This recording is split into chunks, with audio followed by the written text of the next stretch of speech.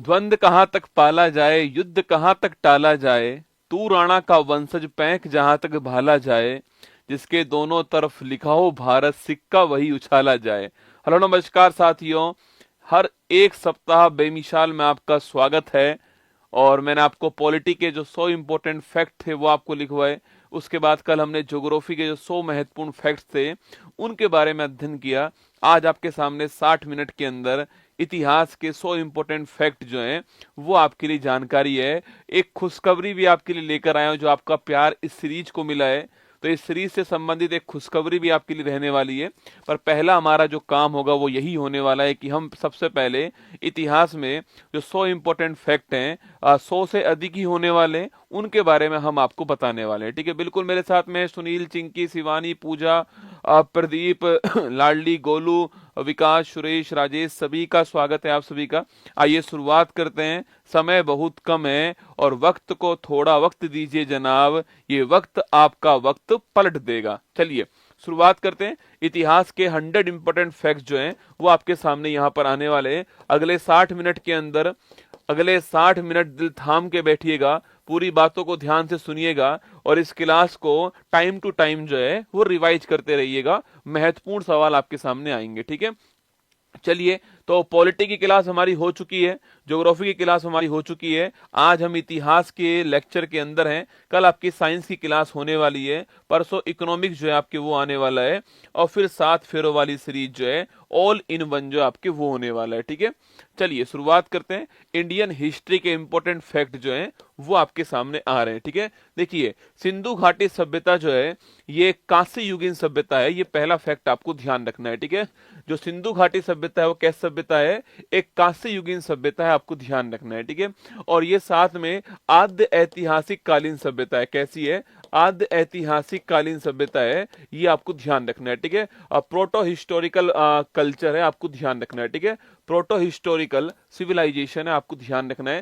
देखो एक तो होता है आपके जिसमें ना तो लिपि थी और ना उसको पढ़ा गया। ठीक है, एक है जिसमें लिपि तो थी उसको पढ़ा नहीं गया ना, जिसमें लिपि थी जिसको पढ़ा नहीं गया वो आद्य ऐतिहासिक कालीन होता है। ठीक है, जिसमें लिपि तो थी पर उसको पढ़ा नहीं गया वो आद्य ऐतिहासिक कालीन होता है। ठीक है, और ऐतिहासिक कालीन जिसमें लिपि भी है और जिसको हम लोग पढ़ पाए, इसकी लिपि को हम लोग पढ़ नहीं पाए। लिपि तो है दोस्तों, आपके लिपि तो है यहाँ पर इस लिपि को हम लोग पढ़ नहीं पाए, आपको ध्यान रखना है। ठीक है, तो सिंधु घाटी सभ्यता एक कांस्य युगीन सभ्यता है, कांसे से ये लोग परिचित थे, और आद्य ऐतिहासिक कालीन सभ्यता है। सिंधु घाटी सभ्यता के लोग जो है वो लोहे से परिचित नहीं थे, आपको ध्यान रखना है। ठीक है, अब कुछ महत्वपूर्ण स्थल की बात करूं आपसे, हड़प्पा जो स्थल है आप जानते हो, इसलिए इसका नाम हड़प्पा सभ्यता भी है, पहला स्थल था ये आपके। इसकी खोज करने वाले कौन थे, दयाराम साहनी जो है 1921 में खोज करने वाले। हड़प्पा सभ्यता वर्तमान में पाकिस्तान के अंदर है, और नदी कौन सी है आपकी, रावी नदी के किनारे, आपको ध्यान रखना है। ठीक है, आगे बढ़िएगा।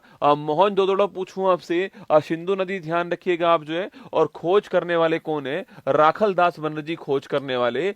इन दोनों के खोजकर्ता एग्जाम में पूछता है ना, तो राखल दास बनर्जी खोज करने वाले, आपको ध्यान रखना है। ठीक है, लोथल नदी कहां पर है, अच्छा मोहनजोदड़ो कहां पर आपके, इसको बोलते हैं मृतकों का टीला कहते हैं, पाकिस्तान के अंदर। ये कहां पर है, पाकिस्तान के अंदर है। और लोथल स्थान कहां पर, गुजरात के अंदर है। ये आप जानते हो क्या है आपकी, ये दोस्तों एक आपके डॉकयार्ड है, आप जानते हो एक डॉकयार्ड है लोथल जो आपकी। और नदी कौन सी है, भोगवा नदी है। ये सवाल क्वेश्चन पूछा गया सवाल है कि जो लोथल है वो नदी कौन सी है आपकी, तो लोथल की नदी कौन सी है, वो भोगवा नदी, आपको ध्यान रखना है कहां पर, ये गुजरात के अंदर, आपको ध्यान रखना है। ठीक है, तो लोथल गुजरात के अंदर है और भोगवा नदी आपको ध्यान रखना है। और आपके हड़प्पा सभ्यता का डॉकयार्ड है, ये भी सवाल आपसे पूछ सकता है। ठीक है, कालीबंगा पूछूं आपसे कहां पर दोस्तों, ये राजस्थान के अंदर, कहां पर है, कालीबंगा राजस्थान के अंदर है। नदी कौन सी है, घग्गर नदी, आपको ध्यान रखना है, राजस्थान के अंदर है। और खोज करने वाला कौन है, अमलानंद घोष खोज करने वाला। ठीक है, यहां पर किसके प्रमाण मिले हैं, जुते हुए खेत के प्रमाण जो है यहां पर मिले, आपको ध्यान रखना है। ठीक है, कालीबंगा नदी के ऊपर ना। आगे देखिए नेक्स्ट क्वेश्चन आपके, रोपड़ की बात करूं आपसे, रोपड़ कहां है दोस्तों, पंजाब के अंदर है। और रोपड़ पूछूं आपसे, नदी कौन सी है, सतलुज नदी, आपको ध्यान रखना है। ठीक है, सवाल दोस्तों पूछे आपसे, कोट दीजी कहां पर है, ये पाकिस्तान के अंदर है, कहां पर है, कोट दीजिए स्थान कहां पर है, ये पाकिस्तान के अंदर, ठीक है। अगला क्वेश्चन पूछे, हाँ कालीबंगा का अर्थ क्या होता है, काले रंग की चूड़िया होता है ना। चंद हुदड़ो पूछूं आपसे, मनके बनाने का जो कारखाना है वो कहां पर मिला है, मनके बनाने का जो कारखाना है वो चंद हुदड़ो के अंदर मिला है, और है कहां पर, पाकिस्तान के अंदर, ठीक है।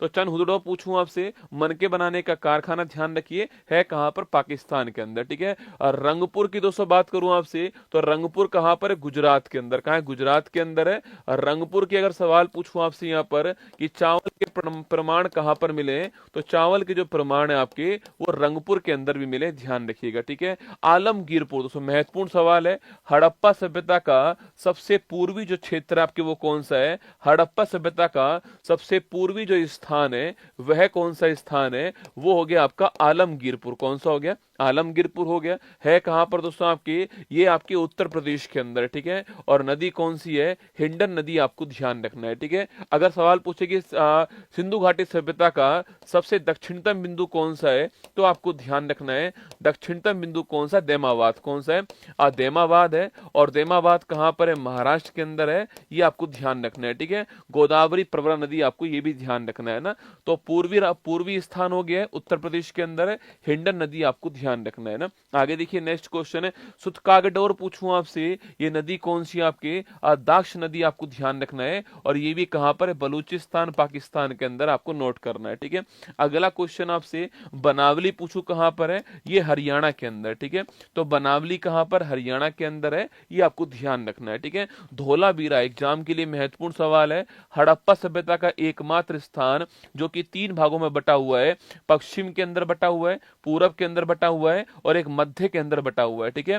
हड़प्पा सभ्यता का एकमात्र स्थान जो 3 भागों में डिवाइड है वो कौन सा है, वो हो गया आपका धोलावीरा। है कहां पर दोस्तों आपके, ये आपके कहां पर है, तो ये राजस्थान के अंदर है, सॉरी आपके ये गुजरात के अंदर है। और अभी हाल ही में इसको 40वें नंबर का यूनेस्को विश्व धरोहर जो है ये घोषित किया गया, आपको ध्यान रखना है, ठीक है। तो धोलावीरा कहां पर है, धोलावीरा जो है आपके वो गुजरात के अंदर, आपको एग्जाम में सवाल पूछ ले तो आपको ठीक करके आना है, ठीक है।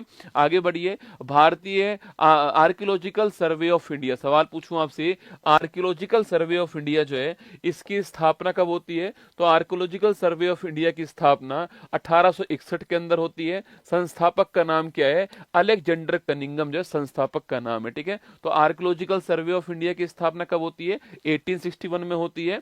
और आपके अलेक्जेंडर कनिंगम जो है ध्यान रखना, ये इसके संस्थापक थे, आपको ध्यान रखना है, ठीक है। अगला क्वेश्चन दोस्तों आपके, अगर पूछूं आपसे मोहनजोदड़ो पूछूं आपसे, इसकी सबसे बड़ी इमारत कौन सी है, विशाल अन्नागार। सवाल पूछे कभी आपसे सबसे बड़ी इमारत कौन सी है, विशाल अन्नागार है। और यहाँ की जो कांसे की जो मूर्ति, कांसे की जो नर्तकी की मूर्ति है ये भी बड़ी फेमस है। सवाल पूछे कांसे की नर्तकी की मूर्ति कहां से मिली है, यहीं से मिली है, आपको ध्यान रखना है। और सबसे बड़ी इमारत भी कौन सी है आपकी, वो है आपके विशाल अन्नागार, भी आपको नोट करना है, ठीक है। अफगानिस्तान में सोर्तुगई नामक स्थल से नहरों के अवशेष मिले, लगाओ स्टार आपके, अफगानिस्तान में सोर्तुगई जो स्थान है यहां से नहरों के अवशेष मिले, आपको ध्यान रखना है, ठीक है। आगे देखिए, सिंधु घाटी सभ्यता के कालीबंगा स्थल से भूकंप और जुते हुए खेत के प्रमाण मिले, आपको ध्यान रखना है, ठीक है। तो कालीबंगा स्थान से जुते हुए खेत के प्रमाण और भूकंप के प्रमाण आपके प्राप्त हुए हैं। सिंधु घाटी सभ्यता की सबसे बड़ी विशेषता क्या है, इसकी अद्भुत नगर नियोजन व्यवस्था, ठीक है। सिंधु घाटी सभ्यता की सबसे बड़ी विशेषता क्या है आपकी, उसका जो नगर नियोजन है और जल निकासी सिस्टम जो है वो सबसे बड़ी व्यवस्था, आपको ध्यान रखना है। इसे भारत की पहली नगरी, भारत का पहला नगरीकरण पूछूं आपसे वो कहां पर हुआ था, वो यही है आपके हड़प्पा सभ्यता, ठीक है। अच्छा, भारत का सेकंड नगरीकरण कब हुआ था, लिखना आपके, ये हुआ था कब आपके, ये हुआ था महाजनपद काल में। कब हुआ था, महाजनपद जो काल है आपके वहां पर हुआ है, ठीक है। तो पहला आपके हड़प्पा सभ्यता है और दूसरा कौन सा है, महाजनपद काल, आपको ध्यान रखना है, ठीक है। अगला क्वेश्चन देखिए, ऋग्वेद सबसे प्राचीनतम ग्रंथ है ना, ऋग्वेद जो है सबसे प्राचीनतम वेद है, आपको ध्यान रखना है, ठीक है। नदियों के नाम क्या थे आपके, तो झेलम नदी जो है इसका नाम क्या था, वितिस्ता इसका नाम था झेलम का, ठीक है। चेनाब नदी का नाम क्या था, अश्कनी जो है चेनाब का नाम था ना। व्यास का नाम क्या था, विपासा या फिर जो विपासा है ये व्यास का नाम था, ठीक है। रावी का नाम क्या है, परूषणी रावी का नाम है, ठीक है। है। और सतलुज का पूछूं आपसे नाम क्या है, इसका नाम सतुद्री था, ठीक है। एग्जाम में सवाल वितिस्ता का पूछता है, अस्कनी का पूछता है और परूसनी का पूछता है ना। तो झेलम को वितिस्ता कहते हैं, चिनाब को अश्कनी कहते हैं और रावी को परूशनी कहते हैं। ये तीन आपको ध्यान रखना है। और वेदों के अंदर जो नदियों के नाम है उसमें वितिस्ता, अश्कनी और परूशनी आपको ध्यान रखना है, ठीक है। आगे बढ़िए। सभा और समिति को अथर्ववेद में प्रजापति की दो पुत्रियों के नाम से जानते हैं, ठीक है। सभा और समिति को अथर्ववेद के अंदर प्रजापति की दो पुत्रियां कहा जाता है, ठीक है। ऋग्वेद के 7वें मंडल में, कुल मिलाकर मंडल कितने आपके 10 मंडल है, ठीक है। ऋग्वेद के 7वें मंडल में दशराज युद्ध है उसका वर्णन किया गया, आपको ध्यान रखना है, ठीक है। और 9वें मंडल की बात करूं आपसे, वहां पर किसका दोस्तों आपके, वहां जो सोम देवता है इनका उल्लेख किया गया है, ठीक है। और 10वां जो मंडल है इसके अंदर जो पुरुष सूक्त है आपके, यहाँ पर 4 वर्णों का उल्लेख किया गया, आपको ध्यान रखना है, ठीक है। 7वें मंडल में दशराज युद्ध का उल्लेख है। अच्छा दोस्तों, किस मंडल में गायत्री मंत्र का उल्लेख है, बताओ किस मंडल में गायत्री मंत्र का उल्लेख है। और आपको बताना है गायत्री मंत्र जो है वो किसको समर्पित है। ये 2 क्वेश्चन आपके सामने, ठीक है। किस मंडल में गायत्री मंत्र का उल्लेख है, पहला क्वेश्चन। और गायत्री मंत्र किसको समर्पित है, ये दूसरा क्वेश्चन आपके सामने है ना। आगे बढ़िए, नेक्स्ट क्वेश्चन आपके सामने दोस्तों, वेदों के जो ब्राह्मण ग्रंथ हैं ये भी सवाल आपसे पूछता है, ठीक है। जैसे कि अगर सवाल पूछूं आपसे, ऋग्वेद जो है इसका ब्राह्मण ग्रंथ का नाम क्या आपके, ऐतरेय जो है इसका ब्राह्मण ग्रंथ है, आपको ध्यान रखना है, ठीक है। वेदों की व्याख्या करने के लिए भी आपके इनको बनाया गया है ना। अगला क्वेश्चन, हाँ तीसरे के अंदर उल्लेख, ठीक है। गायत्री मंत्र का उल्लेख कहां पर, 3rd के अंदर है। और ध्यान रखना ये भगवान सूर्य, किसको, भगवान सूर्य जो है इनको समर्पित है, आपको ध्यान रखना है, ठीक है। तो गायत्री मंत्र भगवान सूर्य को समर्पित है, ध्यान रखिएगा ना। ऋग्वेद का ऐतरेय हो गया, सामवेद का पंचविश हो गया, ध्यान रखना। यजुर्वेद में 2 है आपके, शुक्ल और कृष्ण हो गया आपके। तो शुक्ल जो है आपके शतपथ हो गया इसका, और कृष्ण का आपके तैतरेय हो गया, अथर्ववेद का गोपथ हो गया। ये महत्वपूर्ण क्वेश्चन है, ठीक है। ऋग्वेद का ब्राह्मण ग्रंथ कौन सा है, ऐतरेय हो गया, ठीक है। सामवेद का पंचविश हो गया ना, शुक्ल यजुर्वेद का शतपथ हो गया, और कृष्ण का पूछू तैतरेय हो गया। और इसके अलावा जो है और अथर्ववेद का उल्लेख कहां पर है, गोपथ है ना। तो अथर्ववेद कहां पर, गोपथ हो गया, ये आपको ध्यान रखना है, ठीक है। एग्जाम में सवाल बनता है, तैयार रहेगा इस सवाल के लिए। ये सवाल आपके एग्जाम में पूछ सकते हैं आपसे, ठीक है।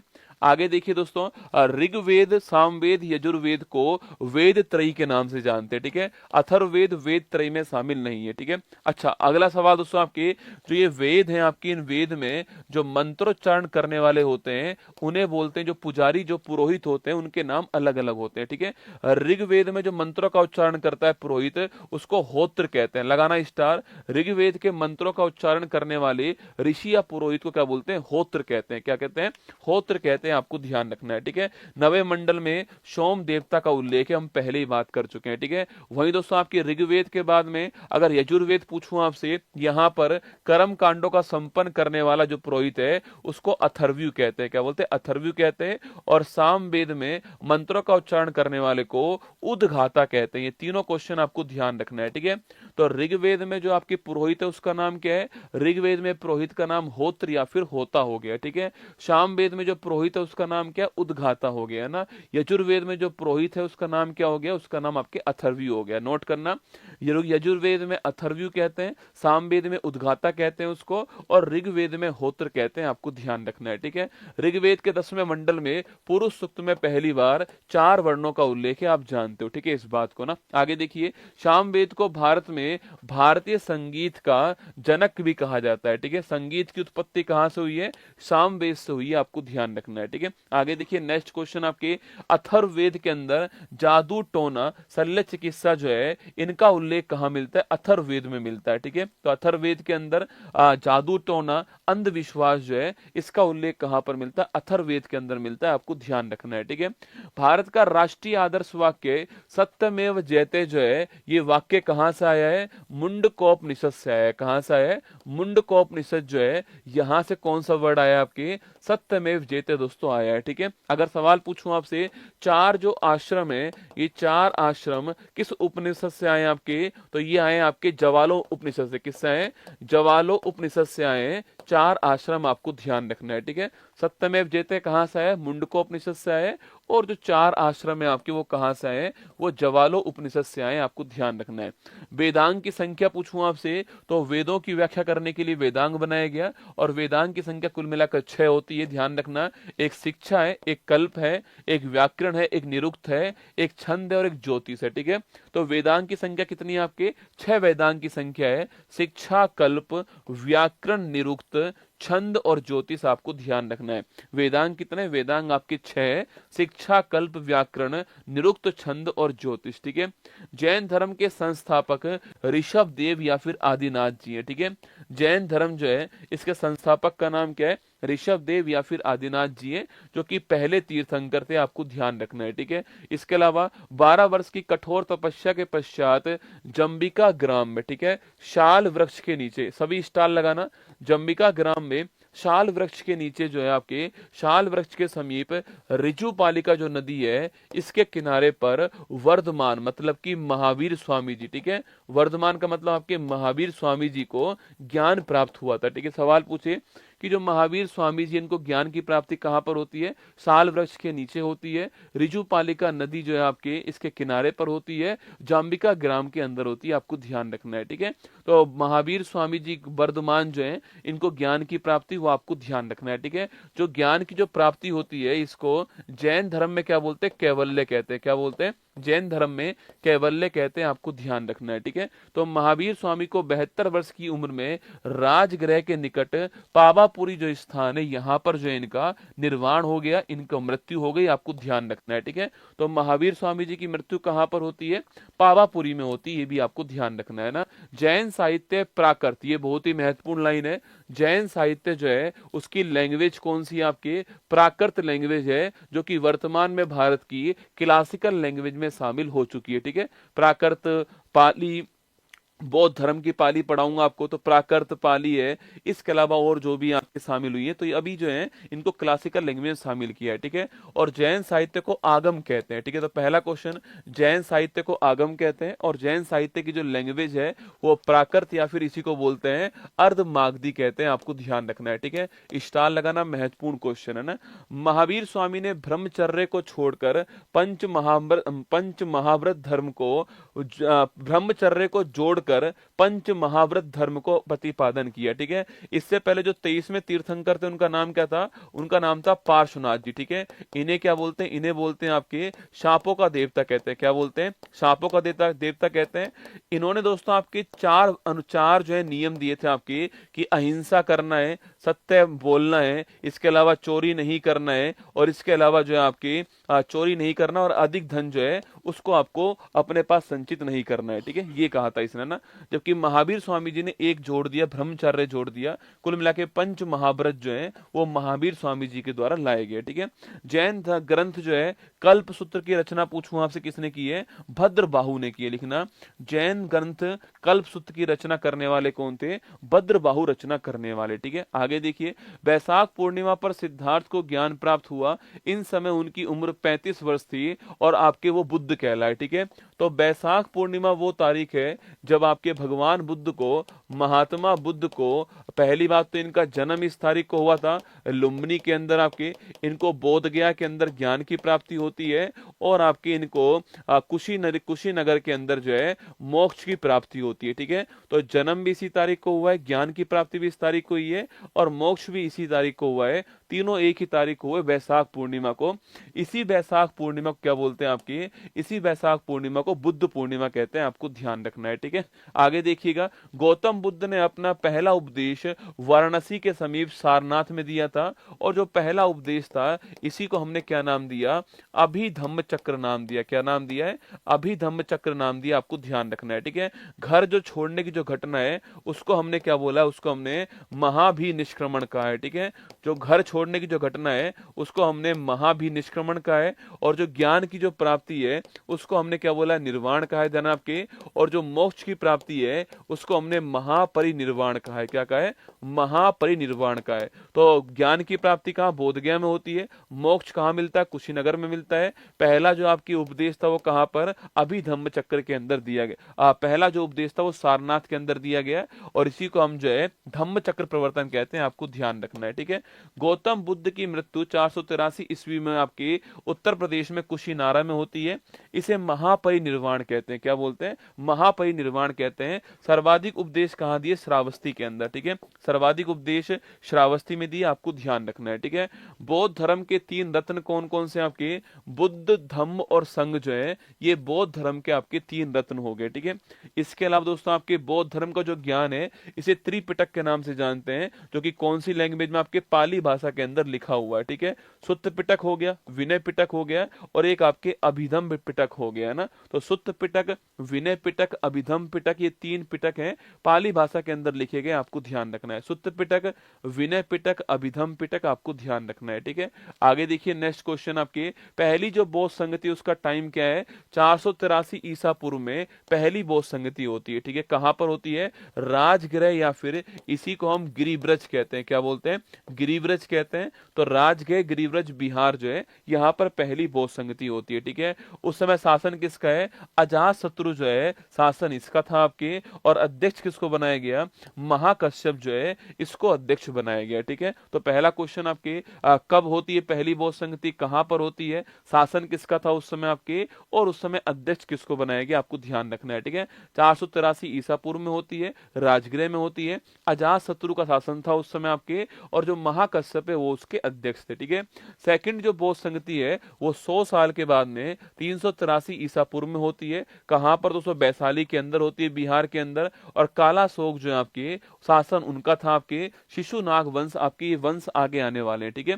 तो काला शोक आपके ध्यान रखना, काला शोक शासन था आपके, और शवा करीम को जो है यहाँ पर अध्यक्ष बनाया गया सेकंड बौद्ध संगति में ना। तो सेकंड बौद्ध संगति वैशाली में, पहली कहां पर है? पहली जो आपके वो राजगृह में, ठीक है।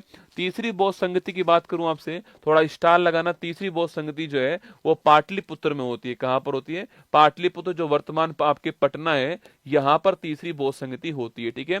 अच्छा सवाल पूछूं आप सुनो, पाटलिपुत्र जो है इसको बसाने वाले कौन थे? ठीक है, पाटलिपुत्र को बसाने वाले कौन थे, ये क्वेश्चन आपके सामने, ठीक है। और आगरा को बसाने वाले कौन है, ये क्वेश्चन आपके सामने ना। अच्छा शासन काल पूछूं आपसे, सम्राट अशोक जो है आपके वो शासन था उस समय, और अध्यक्ष कौन थे? मोगलीपुत्र जो है वो इसके अध्यक्ष थे, ठीक है। अच्छा सवाल पूछूं आपसे, जो सुत्त पिटक और जो विनय पिटक है लिखना आपके, सुत्त पिटक और जो विनय पिटक है इन दोनों की स्थापना कब होती है? इन दोनों की जो स्थापना है वो पहली बौद्ध संगति के अंदर हो गई थी, है ना। सुत्त पिटक और विनय पिटक की स्थापना पहली बौद्ध संगति में होती है, और वहीं आपके जो अभिधम्म पिटक है इसकी स्थापना मोगलीपुत्र जो है वो तीसरी बौद्ध संगति जो है यहाँ पर करते हैं। आपको ध्यान रखना है, ठीक है। तो मोगलीपुत्र अध्यक्ष थे इस समय, और पाटलिपुत्र के अंदर होती है अशोक के शासन काल में होती है। आपको ध्यान रखना है, ठीक है। हाँ सिकंदर लोदी, ये तो ठीक आंसर आपका 1504 ईस्वी के अंदर सिकंदर लोदी, ठीक बात है। ऊपर वाले का आंसर बताओ आपके, पाटलिपुत्र को बसाने वाले कौन थे ना। तो पाटलिपुत्र को बसाने वाले कौन है आपको बताना, ये तो ठीक आंसर है सिकंदर लोदी 1504 आगरा। आपको ध्यान रखना है, ठीक है। चौथी बौद्ध संगति की बात करूं आपसे, चौथी बौद्ध संगति महत्वपूर्ण सवाल है, कुंडल वन कश्मीर के अंदर होती है। कुषाण वंश में महत्वपूर्ण शासक जो है कनिष्क होते हैं उस समय। अध्यक्ष जो है वसुमित्र को बनाया गया, लेकिन इसमें उपाध्यक्ष कौन थे? अश्वघोष जो है वो आपके उपाध्यक्ष थे, ठीक है। हाँ उदाइन दोस्तों कौन आपके, इसको बसाने वाले कौन थे? पाटलिपुत्र को। आपको उदाइन का नाम ध्यान रखना है, ठीक है। उदाइन बसाने वाले पाटलिपुत्र को ध्यान रखिएगा ना। अच्छा कार्य क्या हुआ यहाँ पर? बौद्ध धर्म 2 भाग में डिवाइड हो गया, एक हीनयान और एक महायान में, ठीक है। सवाल पूछे कि भाई बौद्ध धर्म 2 भाग में किस बौद्ध संगति में डिवाइड हुआ है? चौथी के अंदर हुआ है, हीनयान और महायान। आपको ध्यान रखना है, ठीक है।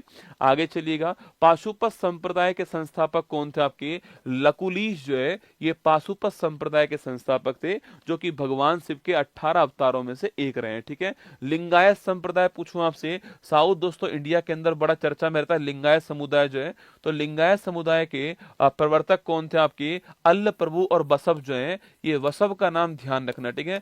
साउथ इंडिया में खूब चलता है लिंगायत समुदाय, पाटलिपुत्र को ही कुसुमपुरा कहते हैं, ठीक बात है ना। तो लिंगायत संप्रदाय का जो शुरू करने वाले थे वो कौन थे, वशब का नाम आपको ध्यान रखना है, ठीक है। पारसी धर्म के संस्थापक पूछो कौन था आपके, जरथुष्ट का नाम लिखिएगा, संस्थापक थे। और जो इसका जो हैप्पी न्यू ईयर होता है आपके, वो होता है नवरोज। क्या होता है, नवरोज जो है वो इसका नववर्ष होता है, ठीक है। आगे चलिए, नेक्स्ट क्वेश्चन। बौद्ध ग्रंथ अंगुतर निकाय और जैन धर्म भगवती सूत्र में 16 महाजनपदों का उल्लेख है, ठीक है। तो 16 महाजनपद कहाँ कहाँ पर है, तो अंगुतर निकाय बौद्ध धर्म के अंदर और जैन धर्म भगवती सूत्र में 16 महाजनपदों का दोस्तों उल्लेख किया गया है, ठीक है। 16 महाजनपद में बज्जी और जो मल्ल है वो गणतंत्र रिपब्लिक है, बाकी सारे राजतंत्र है, ठीक है। तो दो जो जनपद है आपके, दो महाजनपद जो है वो गणतंत्र है, बज्जी और मल्ल, बाकी आपके राजतंत्रात्मक, आपको ध्यान रखना है, ठीक है। वहीं दोस्तों अगर सवाल पूछूं आपसे, एकमात्र महाजनपद कौन सा है, जो कि दोस्तों आपके, जो कि साउथ इंडिया के अंदर आपके एकमात्र महाजनपद कौन सा है जो कि साउथ इंडिया के अंदर है। पहली बात तो किस नदी के किनारे पर स्थित है, उस महाजनपद का नाम क्या है और इसकी राजधानी क्या है, ये 3 क्वेश्चन आपके सामने यहाँ पर, ठीक है। देखिए, महाजनपद काल को भारतीय इतिहास में द्वितीय नगरीकरण कहते हैं। पहला कौन सा, पहला तो आपके सिंधु घाटी सभ्यता पहला हो गया, आपको ध्यान रखना है, ठीक है। तो पहला कौन सा है, हड़प्पा सभ्यता हो गया। सेकंड कौन सा आपके, महाजनपद काल, और इसमें लोह का आविष्कार हुआ, किसका हुआ, लोहे का आविष्कार यहाँ पर हुआ है। वहां पर कांसा था, यहाँ पर कौन आपके, यहाँ पर आपके लोहा आ चुका है, ठीक है। सवाल मैंने पूछा आपसे, जनपद का दोस्तों नाम क्या है, अशमक। क्या नाम है, अशमक महाजनपद, ध्यान रखिएगा। इस अशमक की राजधानी पूछो क्या आपके, तो पोटली या फिर पोतन जो है वो इसकी राजधानी होगी, ध्यान रखना। पोटली या पोतन इसकी राजधानी है, अशमक जो है आपकी, और नदी कौन सी है, गोदावरी नदी, आपको ध्यान रखना है, ठीक है। चलिए आगे चलिएगा। दोस्तों आपके इस लाइन को छोड़ दीजिए। हर्यक वंश का वास्तविक संस्थापक कौन है, बिंबिसार, ठीक है। कभी सवाल पूछे आपसे कि जो मगध जो है आपके, जो कि नदी कौन सी आपके, मगध सोन नदी के ऊपर, आप जानते हो, इस मगध पर शासन करने वाले वंश कौन कौन से थे आपके, तो इस पर शासन करने वाले वंश थे हर्यक वंश, शिशुनाग वंश, नंद वंश और आपके मौर्य वंश, ठीक है। जो हर्यक वंश है इसके संस्थापक कौन थे, बिंबिसार जो है वो इसके संस्थापक थे, ठीक है। सवाल अगर आपसे ये पूछ ले कि जो बिंबिसार है, इस बिंबिसार का एक अन्य नाम क्या है, ठीक है। बिंबिसार का एक अन्य नाम क्या, आपको बताना है दोस्तों ना। दोस्तों ये हर्यक वंश जो है आपके, इसको क्या बोलते हैं, इसको पितृहंता वंश कहते हैं। क्या बोलते हैं, इसी को पितृहंता वंश कहते हैं। यहाँ पर पिताओं की हत्या जो है वो चालू होती है, और बिंबिसार की हत्या करने वाले कौन थे, अजातशत्रु जो है, जिनके समय में पहली बौद्ध संगति होती है, वो आपके कौन थे, आपके बिंबिसार की हत्या करने वाले, आपको ध्यान रखना है, ठीक है। सवाल दोस्तों मैंने आपसे अभी ये पूछा है कि जो हर्यक वंश है आपके, इसमें जो बिंबिसार था, इनका दोस्तों एक नाम और था आपके, श्रोणिक। क्या नाम था, इन्हें श्रोणिक भी कहते हैं, आपको ध्यान रखना है, ठीक है। इन्हें श्रोणिक के नाम से भी जानते हैं, ये भी सवाल आपसे पूछ सकता है, ठीक है। आगे देखिए, मौर्यकालीन स्रोतों में ब्राह्मण साहित्य में कौटिल्य का अर्थशास्त्र ध्यान है आपके, और इसके अलावा विशाख दत्त का मुद्रा राक्षस जो है जासूसी ग्रंथ आपके महत्वपूर्ण है, ठीक है। तो कौटिल्य का अर्थशास्त्र है, और जो विशाख दत्त है उसका कौन सा है, मुद्रा राक्षस, आपको ध्यान रखना है, ठीक है। और राजतरंगिणी भारत का पहला ऐतिहासिक ग्रंथ माना जाता है, इसके रचयिता कल्हण थे, ठीक है। तो कल्हण ने किसकी स्थापना करी, राजतरंगिणी की। और कश्मीर का इतिहास कहां पर, कश्मीर का इतिहास जो है वो राजतरंगिणी पुस्तक के अंदर, ठीक है। इंडिका की बात करूं आपसे, आपकी इंडिका पुस्तक किसने लिखी है, मेगास्थनीज ने लिखी है, आपको ध्यान रखना है, ठीक है। आगे देखिए, नेक्स्ट क्वेश्चन आपके सामने। चंद्रगुप्त मौर्य ने चाणक्य की सहायता से अंतिम नंद शासक घनानंद को पराजित किया था और मौर्य वंश की स्थापना करी। तो मौर्य वंश की स्थापना करने वाले कौन थे, चंद्रगुप्त मौर्य थे, ठीक है। आगे देखिए, नेक्स्ट क्वेश्चन आपके, ये अंतिम आपके कौन थे, आपके घनानंद को इन्होंने हरा दिया था और मौर्य वंश के संस्थापक थे, आपको ध्यान रखना है, ठीक है। चंद्रगुप्त मौर्य के समय सौराष्ट्र के गवर्नर, ये बड़ी महत्वपूर्ण लाइन है आपके, सौराष्ट्र के गवर्नर ने गुजरात के अंदर जो है एक झील का निर्माण करवाया था। आपके गवर्नर का नाम क्या है? पुष्यगुप्त वैश्य जो है ये गवर्नर का नाम है, ठीक है। और झील का नाम क्या है? सुदर्शन झील नाम है गुजरात के अंदर, ठीक है। बड़ी महत्वपूर्ण क्वेश्चन है। पहली बात तो किस झील का निर्माण करवाया है? सुदर्शन झील का निर्माण करवाया, ठीक है। सेकंड क्वेश्चन, किसने करवाया? पुष्यगुप्त वैश्य ने करवाया, ठीक है। पुष्यगुप्त वैश्य कौन था? सौराष्ट्र का गवर्नर था, आपको ध्यान रखना है, ठीक है। ये सवाल आपके एग्जाम में बन सकता है ना। अशोक का वास्तविक राज्य सेव आपके 269 ईसा पूर्व में हुआ। अच्छा, इसने कलिंग का जो युद्ध लड़ा वो कब लड़ा? आपके कलिंग का वार 261 ईस्वी जो है ये लड़ा गया, आपको ध्यान रखना है, ठीक है। अगला क्वेश्चन आपके कलिंग का, दोस्तों कलिंग के युद्ध के बाद में इसने किसकी नीति को अपना लिया? आपके इसने धम्म चक्र की जो नीति है उसको अपना लिया। और क्योंकि इस आपके युद्ध के अंदर इसका उल्लेख 13वें शिलालेख 13वें अभिलेख में किया गया है। और इस आपके युद्ध में इसने बहुत सारा नरसंहार किया था, जीनोसाइड किया था, आपको ध्यान रखना है, ठीक है। तो कलिंग युद्ध की बात करूं आपसे 261 ईसा पूर्व, आपको ध्यान रखना है। अगला क्वेश्चन, इसके बाद में 13वां अभिलेख में आपको इसका उल्लेख किया गया था। नरसंहार इसमें बहुत बड़ी मात्रा में हुआ। इसके बाद में इन्होंने आपके धम्म चक्र की नीति को अपना लिया, आपको ध्यान रखना है, ठीक है। आगे देखिए, अशोक के, ये बहुत ही दोस्तों बढ़िया लाइन है। जब भी सवाल पूछता है ना कि अशोक के अभिलेखों की खोज करने वाला कौन था, तो पहला ऑप्शन होता है जेम्स प्रिंसेप। हमें लगता है जो अशोक के अभिलेख हैं उसकी खोज करने वाले भी कौन थे? जेम्स प्रिंसेप थे। नहीं रसगुल्ला, अशोक के अभिलेखों की खोज करने वाला पूछूं आपसे, वो कौन था? आपके वो था पैंथलर। कौन था? 1750 ईस्वी में टी पैंथलर ने अशोक के जो अभिलेख हैं उनकी खोज की, ठीक है। अभिलेखों का अध्ययन क्या कहलाता है? आपके एपिग्राफी कहलाता है, ठीक है। आप जो अभिलेख हैं उनका जो अध्ययन होता है उसे बोलते हैं एपिग्राफी, ठीक है। तो मैंने कहा अशोक के जो अभिलेख हैं उनका जो सबसे पहले खोज करने वाले कौन थे? टी पैंथलर का नाम आपको ध्यान रखना है, ठीक है। और कौन सा अभिलेख था? दिल्ली मेरठ स्तंभ लेख जो है इसकी खोज की, आपको ध्यान रखना है, ठीक है। लेकिन अशोक के अभिलेख को पढ़ने वाले कौन थे पहले? वो जेम्स प्रिंसेप थे। कब की बात है? 1837 की बात है, आपको ध्यान रखना है, ठीक है। तो अशोक के अभिलेखों को पढ़ने वाले कौन थे? जेम्स प्रिंसेप थे। 1837 की बात है, आपको ध्यान रखना है। और किस अभिलेख को पहली बार पढ़ा है? दिल्ली टॉपरा जो लेख है आपकी, इसको पढ़ा है, ठीक है। तो दिल्ली टॉपरा जो लेख है इसको पढ़ा है, आपको ध्यान रखना है, ठीक है। दिल्ली टॉपरा लेख को पढ़ा है, जेम्स प्रिंसेप ने पढ़ा है, 1837 के अंदर पढ़ा है। और पहली बार जो खोज करने वाले कौन थे? वो टी पैंथलर थे। ये आपको ध्यान रखना है, ठीक है। आगे बढ़िए, नेक्स्ट क्वेश्चन दोस्तों आपके अशोक के अगर स्तंभ लेख की बात करूं आपसे, तो लोरिया नंदनगढ़, ये बड़ा महत्वपूर्ण आपके लोरिया नंदनगढ़ जो है ये कहां पर है? बिहार के चंपारण के अंदर। सवाल पूछता है लोरिया नंदनगढ़ स्तंभ अभिलेख कहां पर है? बिहार के चंपारण के अंदर, ठीक है। रामपुरवा जो स्तंभ अभिलेख है वो कहां पर है? ये भी बिहार के चंपारण में, आपको ध्यान रखना है, ठीक है। दोस्तों आगे देखिए, नेक्स्ट क्वेश्चन आपके दिल्ली टोपरा। रुक जाया करो, मैं जानता हूं कि आपके दिमाग में सवाल दिल्ली टोपरा का आएगा, ठीक है। मैं लेकर आया हूं, चिंता मत कीजिए। बहुत ढंग से तैयार की गई स्लाइड है आपके लिए ना। हाँ, इसके ऊपर मोर के चित्र है ना, इसके ऊपर मोर के चित्र आपको ध्यान रखना है, ठीक है। दिल्ली टॉपरा, दोस्तों ये क्वेश्चन बड़ा महत्वपूर्ण है। ये सर्वाधिक फेमस क्या है? स्तंभ लेख है, ठीक है। यह दोस्तों मूलतः आपके हरियाणा में था, किंतु फिरोज शाह तुगलक जो है ये इसको लाने वाला कौन था? फिरोज शाह तुगलक जो है ये इसको दिल्ली लाने वाला, आपको ध्यान रखना है, ठीक है। फिरोज शाह तुगलक जो है ये इसको दिल्ली लाने वाला था, ये आपको ध्यान रखना है, ठीक है। मूलतः आपके दिल्ली का नहीं था, पर लाने वाला कौन था? आपके फिरोज शाह तुगलक जो है आपके बाद में इसको दिल्ली के अंदर ले आया, ठीक है। अच्छा, तो समाहर्ता पूछूं आपसे, समाहर्ता कौन होता है? आपके समाहर्ता जो है आपके वो आपके रेवेन्यू जो है इसको कलेक्ट करने वाला अधिकारी होता है, वित्त मंत्री, ठीक है। तो रेवेन्यू कलेक्ट करने वाला अधिकारी कौन है? समाहर्ता है, ठीक है। अगर सवाल दोस्तों आपसे यहाँ पर ये पूछे सन्निधाता क्या होता है आपके, ये दोस्तों कौन आपकी, ये जो है वो जो फंड होता है इसका हेड कौन होता है आपके? तो फंड का जो हेड आपके वो दोस्तों कौन आपके? तो फंड का जो हेड है वो होता है कौन आपके? सन्निधाता होता है, ठीक है। तो फंड का हेड कौन है? तो फंड का जो हेड है वो सन्निधाता है, आपको ध्यान रखना है, ठीक है। तो फंड का हेड कौन है आपके? फंड का हेड जो है वो सन्निधाता है, आपको ध्यान रखना है, ठीक है। फंड का हेड कौन है आपके? वो सन्निधाता है, आपको ध्यान रखना है, ठीक है। तो फंड का हेड कौन सा रसगुल्ला? तो फंड का जो हेड है आपके वो ध्यान रखिए कौन है, तो फंड का जो हेड है वो शनिधाता, आपको ध्यान रखना है ना। लक्षणाध्यक्ष, मुद्रा व टकसाल का जो अध्यक्ष है वो कौन आपके, वो लक्षणाध्यक्ष है ना। मुद्रा और टकसाल का जो अध्यक्ष है वो लक्षणाध्यक्ष होता है, ये भी आपको ध्यान रखना है। और रूप दर्शक जो है आपके, वो अधिकारी मुद्रा आपका परीक्षण करने वाला होता है, ठीक है। सातवाहन की बात करो दोस्तों, आपके सातवाहन जो वंश है, इस सातवाहन वंश के संस्थापक कौन है, सिमुक। कौन है, सिमुक है ना। तो सातवाहन वंश के संस्थापक कौन है, सिमुक है, ये आपको नोट करना है, ठीक है। अगला क्वेश्चन आपके, सिमुक ने राजधानी किसको बनाया, सातवाहन वंश की राजधानी कौन सी, प्रतिष्ठान। लगाओ स्टार।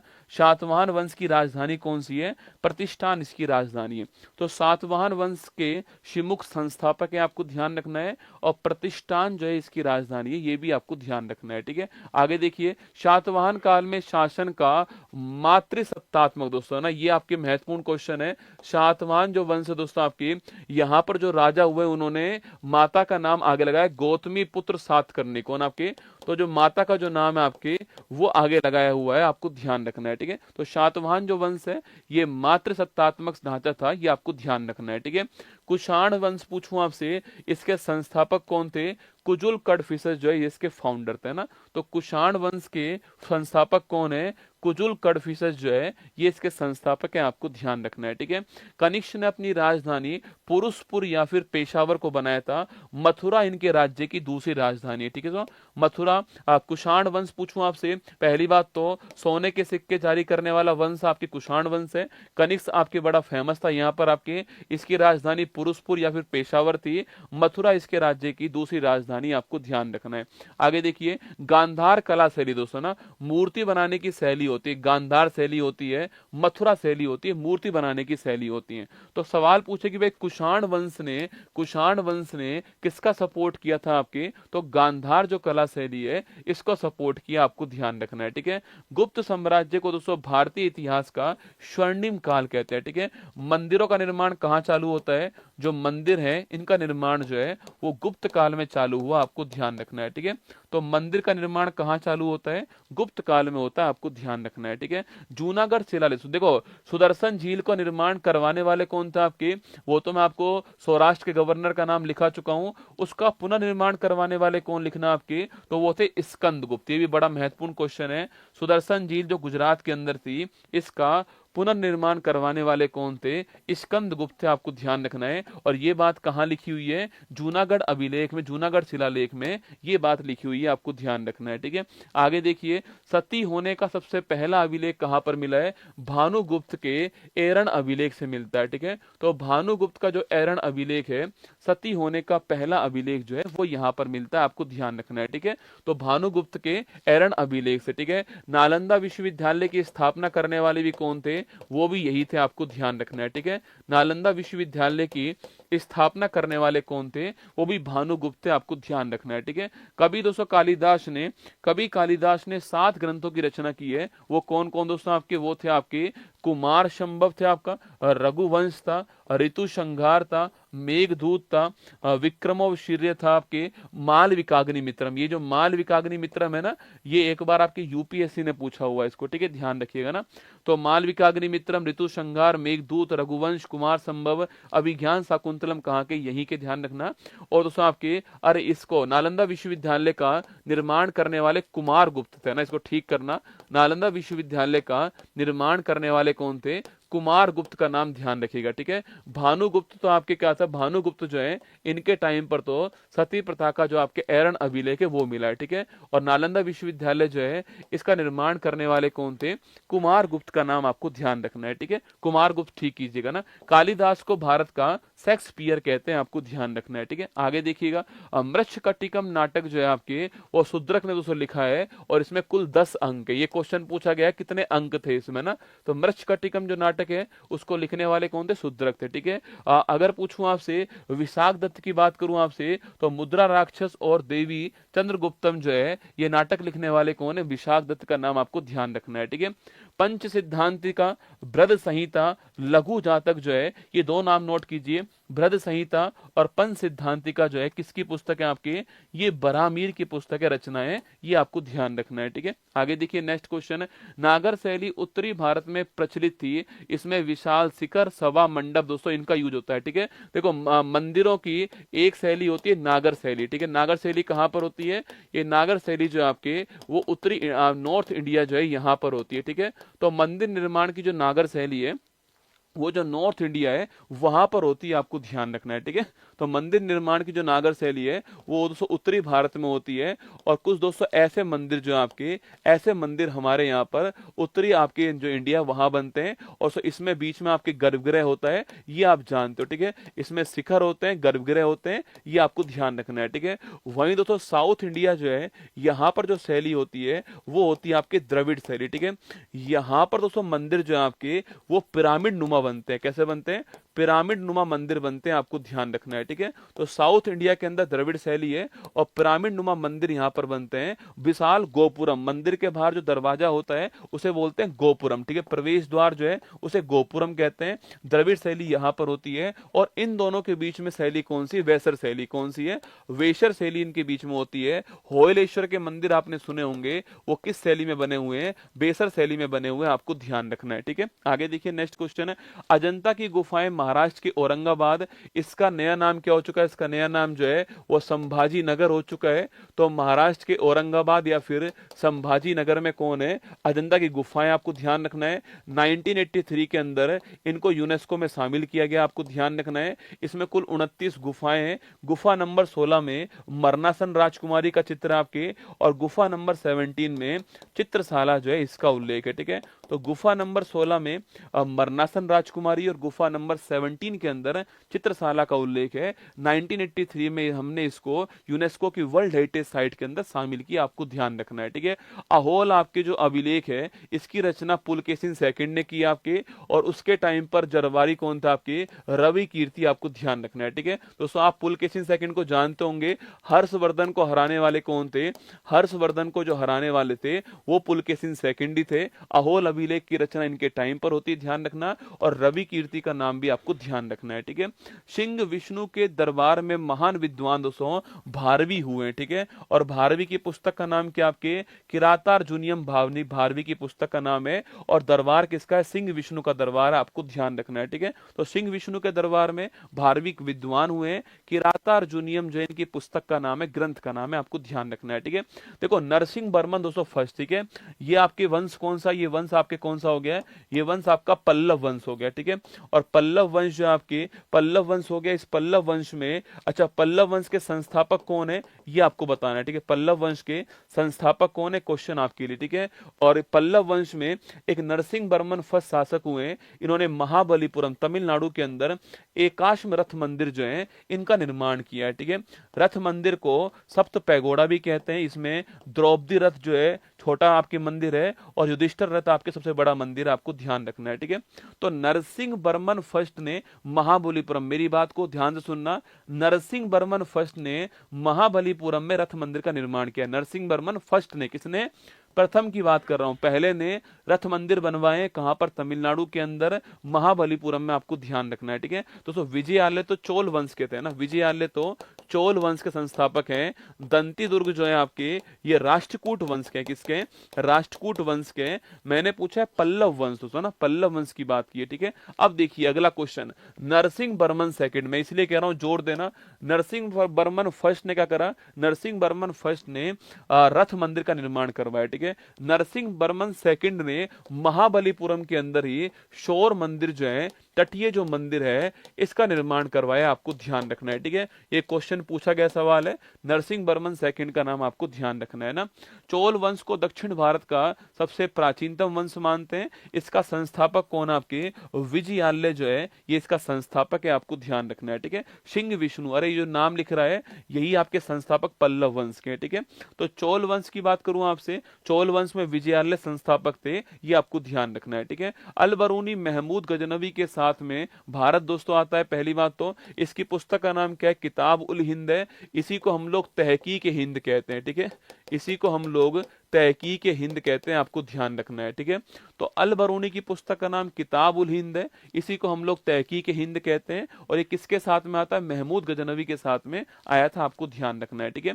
1191 के अंदर मोहम्मद गोरी और पृथ्वीराज चौहान के बीच में तराइन का पहला वॉर होता है, ठीक है। तो तराइन का जो पहला वॉर है वो 1191 ईस्वी के अंदर मोहम्मद गोरी और पृथ्वीराज चौहान जो इनके बीच में हुआ, आपको ध्यान रखना है, ठीक है। तो मोहम्मद गोरी पृथ्वीराज चौहान के बीच में तराइन का पहला वॉर होता है, कब होता है, 1191 के अंदर होता है, और ध्यान रखना तराइन का पहला वॉर कहां पर, तराइन के अंदर होता है, ठीक है। अच्छा, अगला क्वेश्चन आपके, इसमें कौन जीता आपके, तो मोहम्मद गोरी पराजित इसके अंदर हुआ और पृथ्वीराज चौहान इसके अंदर जीत गए, ठीक है। अगले साल 1192 में तराइन का सेकंड वॉर होता है, यहां पर मोहम्मद जो गोरी आपके वो जीत जाते हैं और पृथ्वीराज चौहान जो है यहां पराजित होते हैं, ठीक है।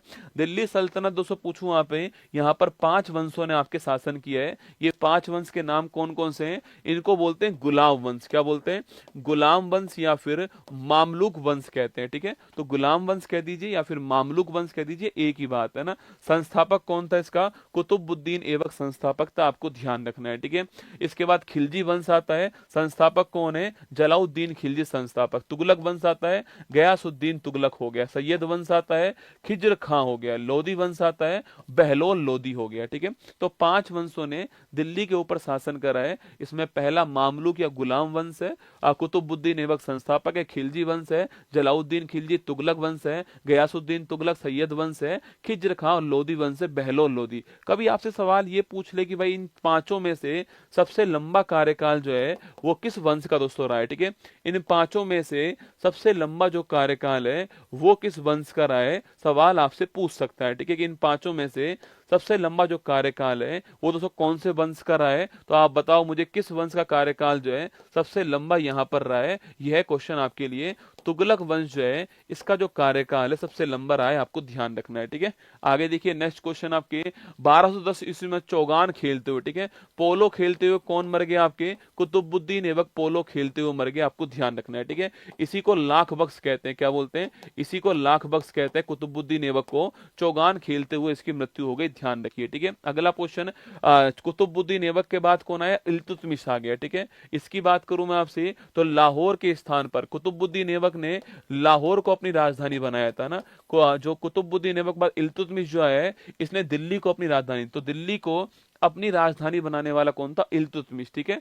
तो दिल्ली को अपनी राजधानी बनाने वाला कौन है, इल्तुतमिश है। कुतुबुद्दीन ऐबक ने लाहौर को अपनी राजधानी बनाया था ना। आगे देखिए, इल्तुतमिश ने चांदी का टका स्टार्ट करा है और तांबे का जीतल। सवाल पूछा जीतल किसका, तांबे का है, टका किसका है, चांदी का है, आपको ध्यान रखना है, ठीक है।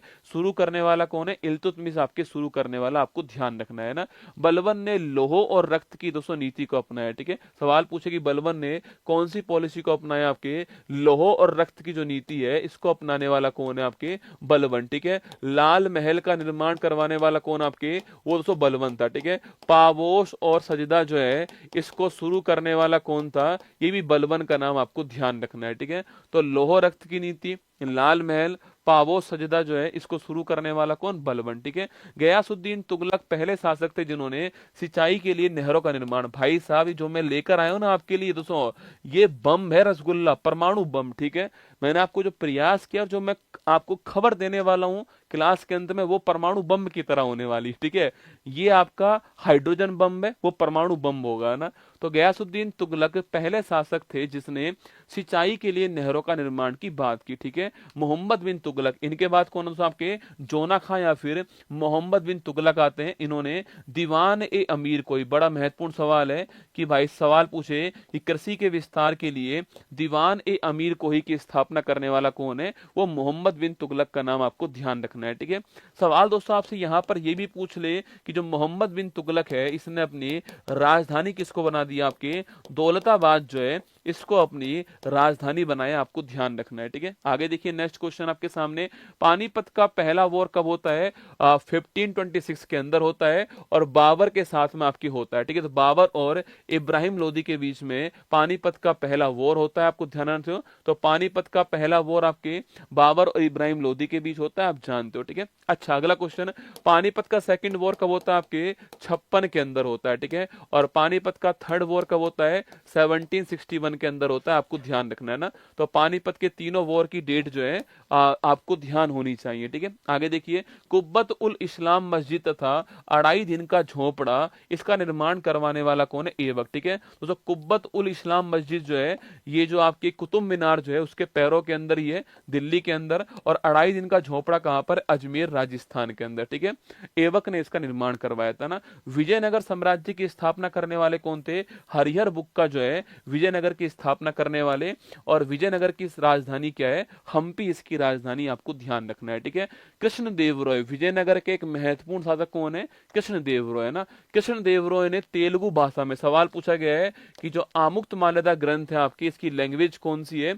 इसकी लैंग्वेज आपके तेलुगु भाषा, ठीक है। तो कृष्णदेव राय ने तेलुगु भाषा का प्रसिद्ध ग्रंथ आमुक्तमाल्यदा लिखा था, और संस्कृत में जाम्बती कल्याणम, ठीक है। तो 2 ग्रंथ हैं इनके, जाम्बती कल्याणम और आमुक्तमाल्यदा। जाम्बती कल्याणम संस्कृत के अंदर है और ये तेलुगु के अंदर है, और इनके दरबार में अष्टदिग्गज थे। कौन थे इनके दरबार? दोस्तों इनके दरबार में अष्टदिग्गज का नाम आपको ध्यान रखना है ना।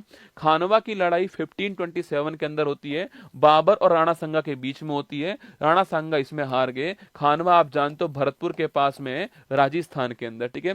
सर टॉमस रो और कैप्टन हॉकिंस 1608 में आपके जहांगीर के समय आपके भारत में दोस्तों आते हैं, ठीक है। तो कैप्टन हॉकिंस आपके 1608 ईस्वी के अंदर आपके जहांगीर के समय जो है भारत में आया था, ये आपको ध्यान रखना है, ठीक है। आगे देखिए, नूरजहां ने आगरा में अपने पिता के लिए, ठीक है, स्टार लगाना, एतमा उद्दौला का मकबरा, ठीक है, अपने पिता के लिए नूरजहां जो है इसने अपने पिता के लिए आगरा के अंदर एतमा उद्दौला का मकबरा बनाया, और यहां पर शैली कौन सी यूज की? आपके पित्रादुरा शैली जो है इसका यूज किया, आपको ध्यान रखना है, ठीक है। तो नूरजहां ने आगरा में, ठीक है, तो नूरजहां ने आगरा में अपने पिता एतमा उद्दौला का मकबरा बनवाया, ध्यान रखना, और आपके पित्रादुरा शैली जो है इसका यूज करा, आपको ध्यान रखना है, ठीक है। मनसबदारी प्रथा को शुरू करने वाला कौन? अकबर था। 1575 में मनसबदारी को स्टार्ट किया गया, आपको ध्यान रखना है, ठीक है। तो मनसबदारी प्रथा को शुरू करने वाला अकबर है, और 1575 में इसको स्टार्ट किया, आपको ध्यान रखना है ना। पुरंदर की संधि 1665 में महाराजा जयसिंह और शिवाजी के बीच होती है, ठीक है। छत्रपति शिवाजी महाराज लिखना, छत्रपति शिवाजी महाराज जो है इनके बीच में आपके पुरंदर की संधि कब होती है? 1665 में होती है, आपको ध्यान रखना है, ठीक है। इनके दरबार में कौन थे? अष्टप्रधान। कौन थे इनके दरबार में? अष्टप्रधान थे, और पेशवा जो है आपके, जो कि प्रधानमंत्री थे, आपके ध्यान रखना, ठीक है। सुमंत जो है आपके वो विदेश मंत्री थे, ये पोस्ट भी आपको ध्यान रखनी है, ठीक है। तो अष्टप्रधान किसके दरबार में? छत्रपति शिवाजी महाराज के दरबार में, और 1665 में संधि होती है, ये आपको ध्यान रखना है, ठीक है। चौथ और सरदेश मुखी जो आपके मराठा जो है आपके ये वसूलते थे, ठीक है। पहली बात चौथ पूछूं आपसे, ये 1/4 हिस्सा है। सरदेश मुखी जो है आपके वो 1/10 है, ठीक है। सरदेश मुखी किसके पास गया है? सरदेश मुखी जो है आपके वो छत्रपति जो महाराज है इनके पास जाता है, ठीक है। और जो चौथ है आपके वो किसके पास जाता है? चौथ जो है जो मराठा जो राजा थे उनके पास जाता है।